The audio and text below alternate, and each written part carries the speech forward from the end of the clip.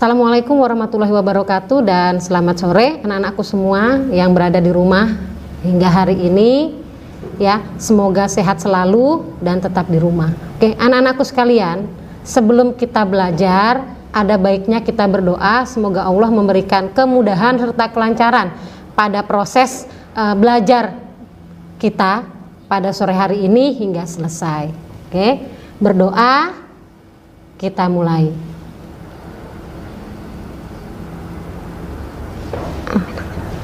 Berdoa selesai. Anak-anakku sekalian, di pertemuan sebelumnya kita sudah membahas tentang materi termokimia yang berkaitan dengan sistem dan lingkungan. Kemudian jenis-jenis persamaan termokimia ya, yaitu reaksi eksoterm dan reaksi endoterm. Oke. Di pertemuan kita sore hari ini kita akan membahas subpokok bahasan selanjutnya, yaitu jenis-jenis perubahan entalpi standar. Sebelum kita masuk ke jenis-jenis perubahan entalpi standar, kita flashback dulu tentang pengertian perubahan entalpi. Perubahan entalpi itu menyertai suatu reaksi di mana perubahan entalpi ini selalu dipengaruhi oleh suhu dan tekanan. Ya, jadi jika reaksi itu terjadi pada tekanan 1 atm, kemudian suhunya 25 derajat Celcius, maka dia dikenal dengan nama kondisi standar. Sehingga disinilah kita akan mempelajari tentang jenis-jenis perubahan entalpi standar. Sebelum kita masuk ke jenis-jenis perubahan entalpi, ada baiknya kalian tahu dulu apa tujuan pembelajaran kita pada sore hari ini. Tujuan pembelajaran kita pada sore hari ini adalah memahami berbagai jenis perubahan entalpi, di mana perubahan entalpi standar yang akan kita pelajari terkait tentang entalpi pembakaran, entalpi pembentukan, serta entalpi penguraian.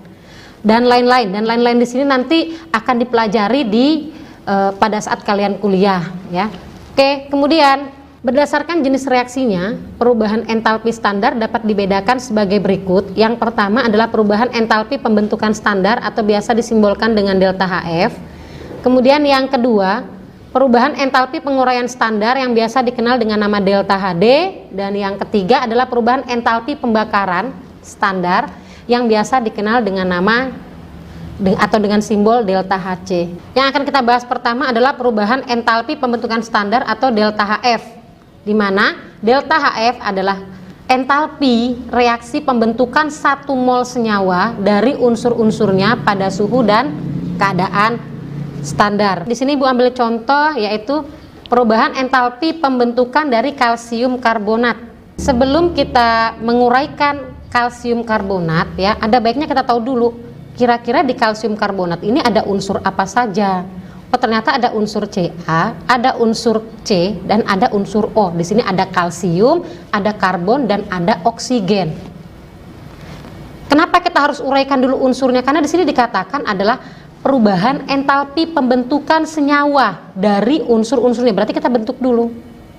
Kita buat dulu, ada atom Ca-nya atau unsur kalsiumnya. Kemudian ada unsur karbonnya ya, kemudian ada oksigennya. Ingat, oksigen merupakan gas diatomik, berarti tertulisnya harus O2. Oke, menjadi kalsium karbonat. Oke, kemudian ketika sudah terjadi reaksi pembentukan standar, apakah sudah selesai sampai di sini? Ternyata tidak. Kita lihat dulu reaksinya sudah setara atau belum. Ya, di sini kita lihat oksigennya cuma 2, sedangkan di kalsium karbonat oksigennya jumlahnya adalah 3. Berarti kita tambahkan koefisien 3/2. Oke, kemudian kita lengkapi dengan harga delta HF-nya. Delta HF-nya adalah, misalkan di sini adalah min A dengan satuan kilojoule per mol. Yang kedua adalah perubahan entalpi penguraian standar atau delta HD ya, di mana perubahan entalpi reaksi penguraian standar adalah 1 mol senyawa menjadi unsur-unsurnya pada suhu dan keadaan standar. Di sini ambil contoh adalah delta HD dari NaCl atau natrium klorida. NaCl atau natrium klorida, tinggal kita lihat di NaCl kita punya unsur apa saja. Oh, ternyata ada unsur Na ya, sama unsur Cl-nya. Di sini ada unsur Cl-nya. Nah, tinggal kita buat, karena tadi dikatakan penguraian 1 mol senyawa menjadi unsur-unsurnya, berarti dibuat dulu NaCl-nya. NaCl menjadi Na plus ingat Cl atau klorin. Dia merupakan golongan 7A atau golongan halogen di mana dia adalah bentuknya gas. Sehingga kita taruh di sini 2 ya. Kalau belum setara tinggal ditambahkan koefisien. Kemudian lengkapi dengan delta HD-nya yaitu positif. Dari sini terlihat ya bahwa NaCl diuraikan menjadi unsur Na dan unsur Cl dengan delta HD-nya adalah positif. Oke, kemudian mungkin ada yang bertanya, kenapa entalpi pembentukan itu bermuatan negatif sedangkan entalpi penguraian itu bermuatan positif? Oke.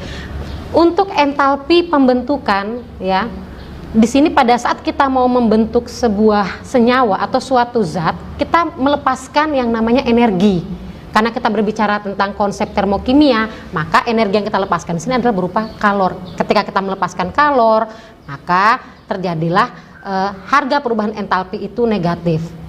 Sedangkan untuk perubahan entalpi penguraian, ya, kenapa sih kok delta H-nya itu positif?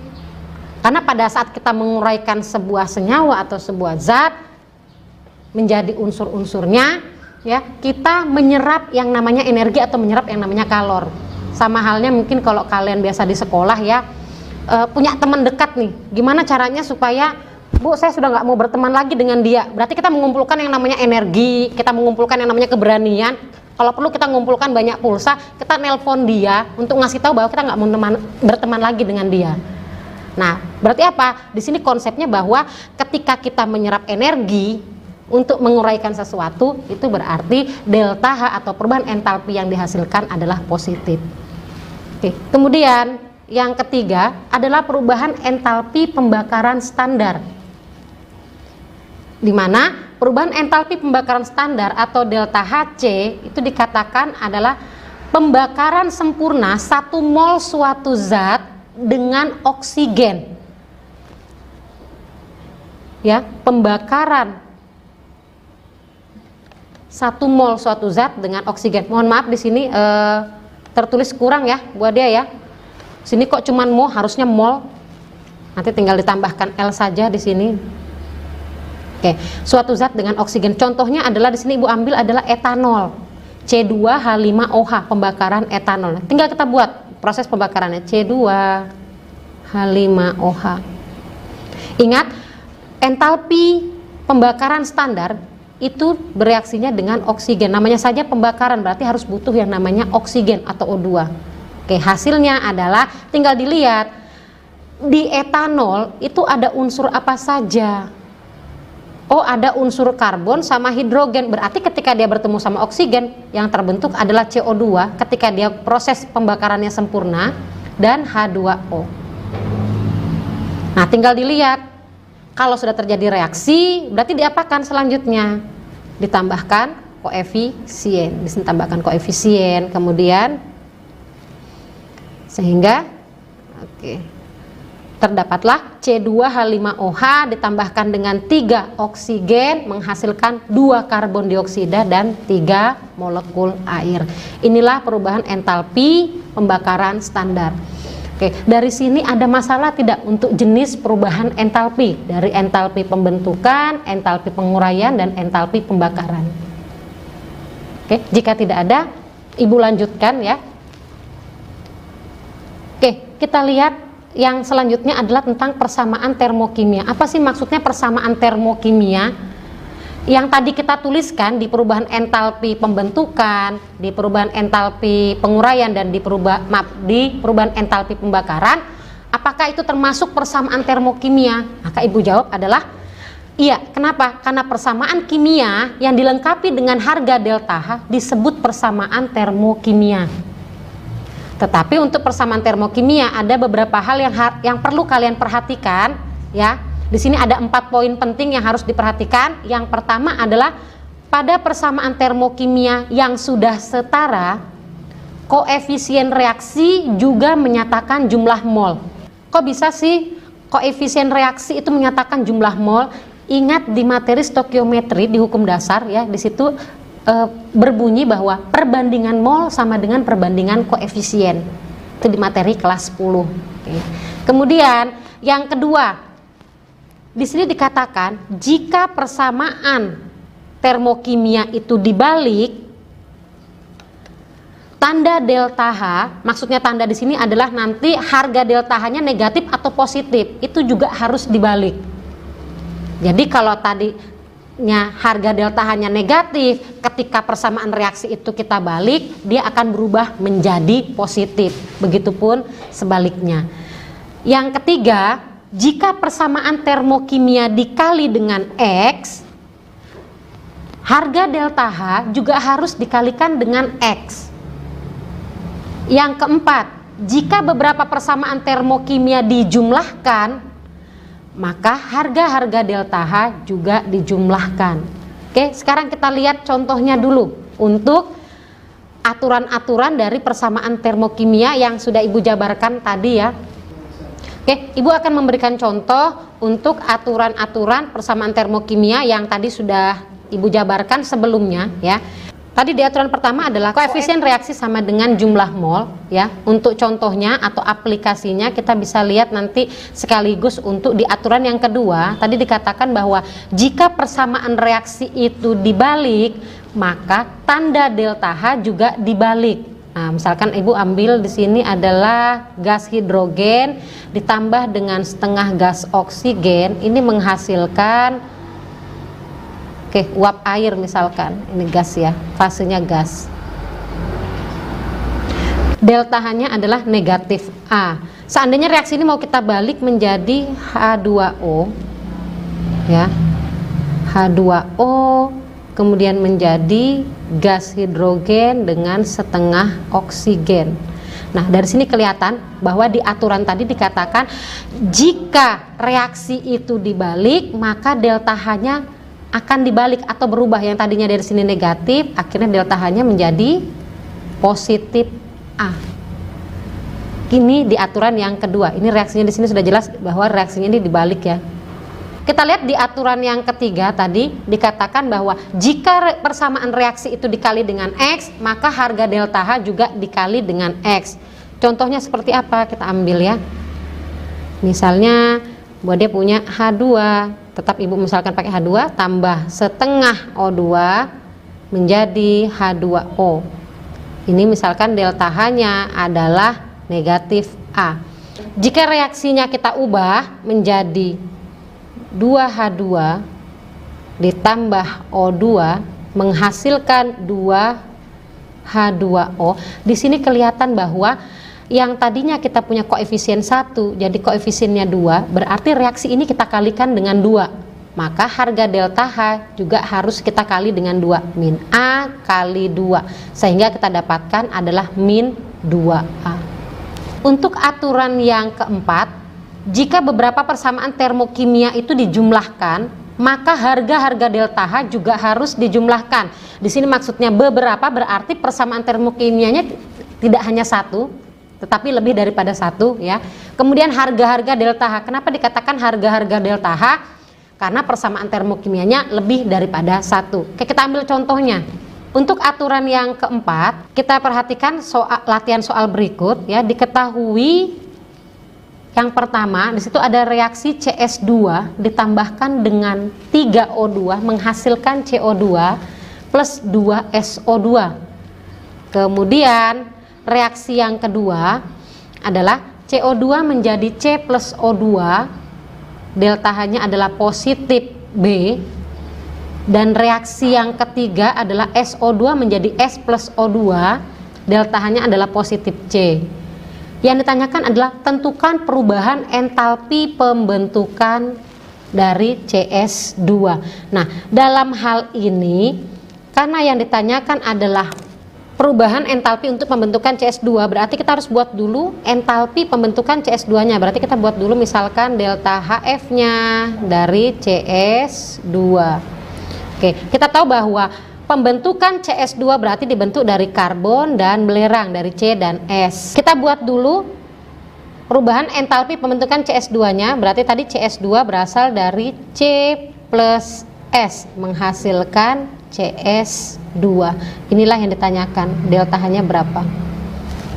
Nah, sekarang Gimana sih caranya untuk menentukan perubahan entalpi dari pembentukan CS2?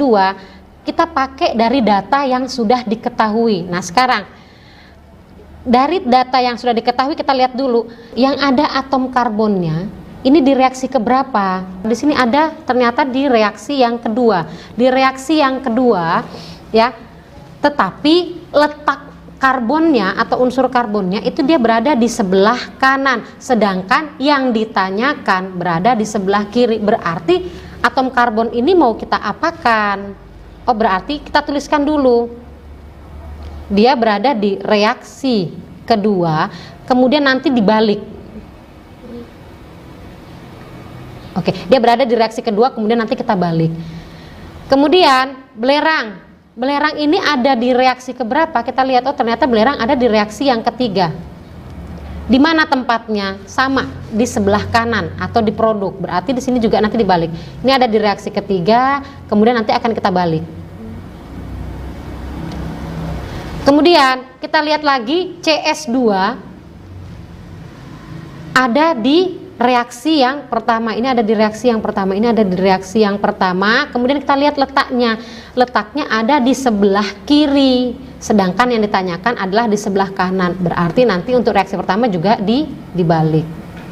Ini untuk tahapannya tadi kita sudah jelas, sudah Ibu uraikan bahwa atom karbonnya itu terletak di reaksi yang kedua, kemudian atom atau unsur belerangnya itu berada di reaksi yang ketiga, nanti akan kita balik, dan yang CS2 untuk senyawa CS2 nya itu ada di reaksi yang pertama, itu juga nanti akan kita balik ya. Kita tuliskan ulang reaksi-reaksi yang diketahui sesuai dengan yang ditanyakan ya. Oke, tadi yang ada CS2 nya kan yang ditanyakan di sebelah kanan, nah sedangkan yang diketahui ada di sebelah kiri, maka reaksinya kita balik, jadinya akhirnya CO2 ditambah 2SO2 menghasilkan CS2 plus 3O2, maka delta H-nya adalah positif A. Kemudian kita lihat lagi yang reaksi yang selanjutnya. Di reaksi yang selanjutnya ya, di reaksi yang kedua tadi juga reaksinya kita balik, C plus O2 menghasilkan CO2, di mana delta H-nya yang tadinya positif berubah jadi negatif B. Sama halnya dengan reaksi yang ketiga ya, ini juga dibalik, S plus O2 menjadi SO2, delta H-nya adalah negatif C. Tetapi yang harus kita perhatikan adalah ketika tadi dia mintanya adalah pembentukan CS2, dia mintanya pembentukan CS2, C ya plus S2, S menghasilkan CS2. Nah, dalam hal ini karena dia mintanya pembentukan CS2, kita lihat lagi apakah reaksi ini sudah setara. Ternyata belum ya. Di sini CS2 berarti jumlah belerangnya ada 2, maka untuk unsur belerangnya kita tambahkan koefisien sebanyak 2. Oke. Sekarang kita tinggal lihat yang ditanyakan. Di sini cuman belerang saja. Berarti kita apakan nih? Oh, kita kali 2. Di sini 2 berarti 2. Ingat, nggak boleh koefisien itu hanya satu unsur saja atau satu zat saja. Kalau dalam satu persamaan reaksi berarti semuanya dikalikan ya. Kemudian berarti di sini delta H-nya min C kali 2 atau dapatnya nanti min 2C.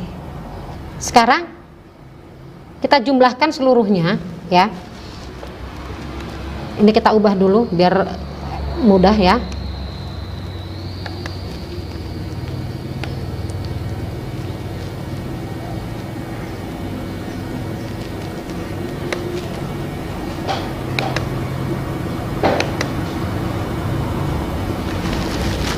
Oke, ini tadi berarti min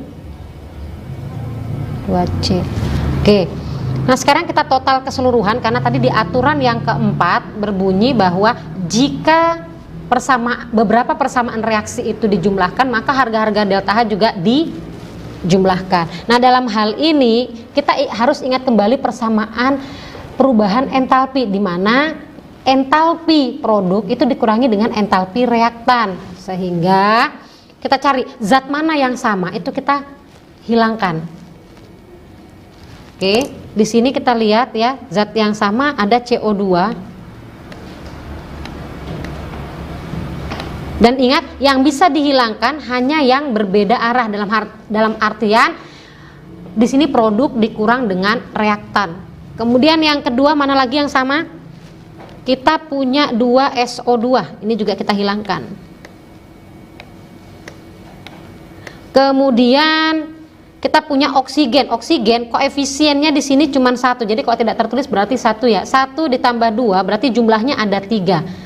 Sama dengan yang ada di reaksi pertama, jumlahnya juga 3, berarti habis.